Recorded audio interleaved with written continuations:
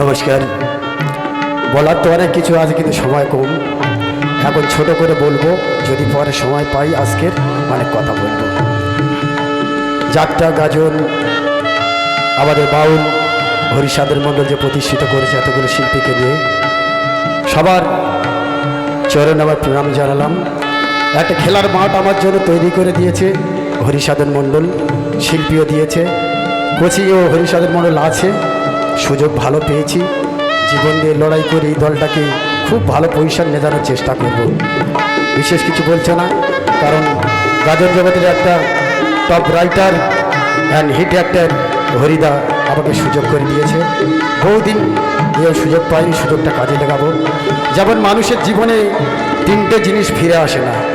মানুষ যত কিছু হয় না, মানুষের দেখবে ছোটোবেলায় বাচ্চাবেলায় তার বাবা মা দেওয়ার শিক্ষা, একটু বড় হলে স্কুলে গেলে মাস্টারের দেওয়ার শিক্ষা, তারপর সমাজে সমাজ শিক্ষা।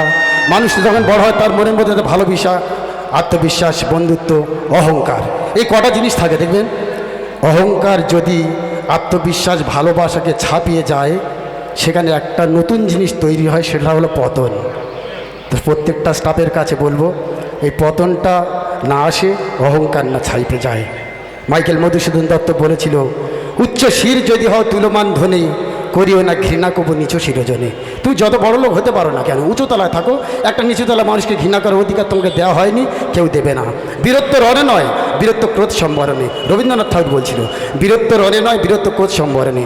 বীরত্ব রণে নয় বলছে, এর মানেটা হচ্ছে যে একটা বীর 100 মানুষকে মারলে সে বীর হয় না। মারামারি হলো না, রণক্ষেত্রে রক্তক্ষয় হলো না, কথার মধ্যে মীমাংসা করে যুদ্ধ বন্ধ দিয়ে ফিরে এলো, সেই ম্যানটা হচ্ছে বড় বীর। তাই মানুষের জীবনে তিনটে জিনিস ফিরে আসে না, যেমন সময়, সুযোগ আর কথা। তিনটে জিনিস হারানো ঠিক নয়, শান্তি, আশা, সততা। তিনটে জিনিসে পতন হয়, অহংকার, হিংসা, মিথ্যা। তিনটে জিনিস খুব মূল্যবান, আত্মবিশ্বাস, বন্ধুত্ব, ভালোবাসা। তিনটি মধ্যে গড়া জীবন, সত্যম শিবম সুন্দরম।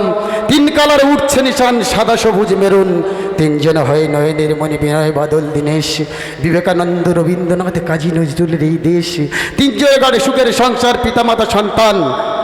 আর তিনজনের আশা আছি বেঁচে, আল্লাহ, যিশু, ভগবান।